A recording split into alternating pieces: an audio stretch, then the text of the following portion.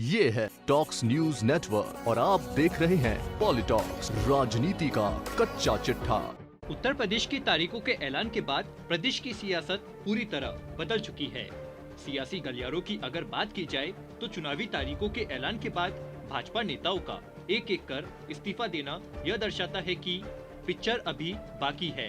3 मंत्रियों सहित 9 विधायकों के इस्तीफों ने भाजपा को नई रणनीति बनाने पर मजबूर कर दिया है। भाजपा नेताओं के दल बदल कार्यक्रम को विपक्ष भी निशाना साध रहा है।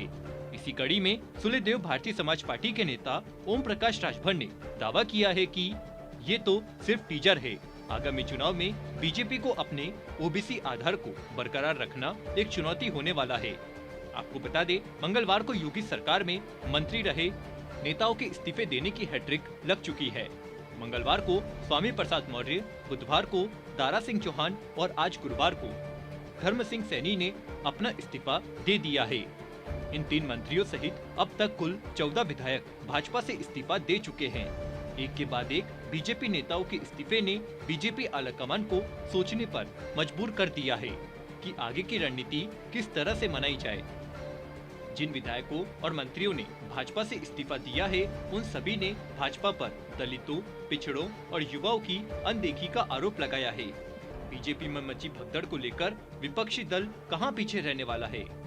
आगामी चुनाव में सपा की सहयोगी पार्टी सुभाषपा के अध्यक्ष ओम प्रकाश राजभर ने बीजेपी पर जमकर निशाना साधा है। राजभर ने मीडिया से कहा कि पिछले 24 घंटे में कई नेताओं का बीजेपी छोड़कर जाना आने वाले समय का केवल एक टीजर है। जब 3 साल पहले मैंने मंत्री पद से इस्तीफा दिया और बीजेपी छोड़ी थी, तब मुझे भी यही अनुभव हुआ था। मुझे उस वक्त यह एहसास हो गया था कि भाजपा पिछड़े वर्गों और दलितों की दुश्मन है। मंत्रियों, विधायकों के इस्तीफे के बाद बीजेपी के पास अपने ओबीसी आधार को बरकरार रखना बहुत बड़ी चुनौती होने वाला है। राजभर ने आगे कहा कि दारा सिंह चौहान, स्वामी प्रसाद मौर्य और अब धर्म सिंह सैनी के इस्तीफे ने मेरे दावों की पुष्टि कर दी है।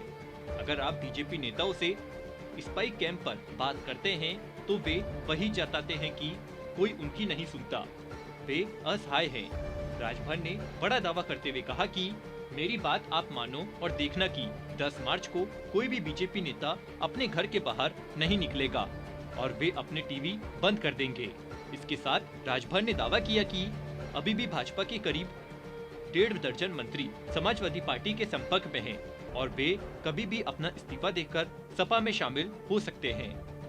वहीं जब राजभर से बीजेपी की ओबीसी विरोधी नीति क्या है, इसे लेकर सवाल पूछा गया तो उन्होंने कहा कि प्रदेश में 69,000 शिक्षकों को भर्ती करना है, जो ओबीसी के लिए एक सशक्तिकरण कदम माना जा रहा था। पिछड़ा वर्ग के राष्ट्रीय आयोग ने जब सरकार की इस घोषणा पर गौर किया तो पाया कि इन नियुक्तियों में केवल 27% ओबीसी कोटा है, जो भी अभी तक पूरा नहीं हुआ है। सीएम ने कहा कि वह इस विसंगति को ठीक कर देंगे, लेकिन अगर आप केवल 6,000 पिछड़े उम्मीदवारों की भर्ती करते हैं तो इससे ओबीसी मानदंड कैसे पूरा होगा।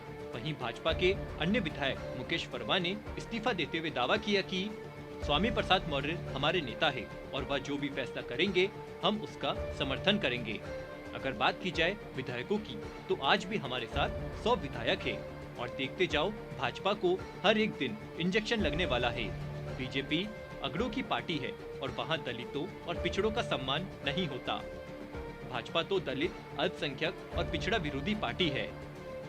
आपको बता दें, अब तक भाजपा से 3 कैबिनेट मंत्रियों सहित 14 विधायकों ने अपना इस्तीफा दे दिया है। ऐसे में बीजेपी के आगामी चुनाव की राह आसान नहीं होगी। बीजेपी अच्छी तरह जानती है कि अल्पसंख्यकों और दलितों के बिना यूपी में कमल खिलाना नामुमकिन है। शायद इसी कारण पूरे 2.5 दिन तक केंद्रीय चुनाव समिति की बैठक चली, जिसमें विधायकों और मंत्रियों द्वारा इस्तीफे दिए जाने और दलितों को साधने की रणनीति पर काम किया गया।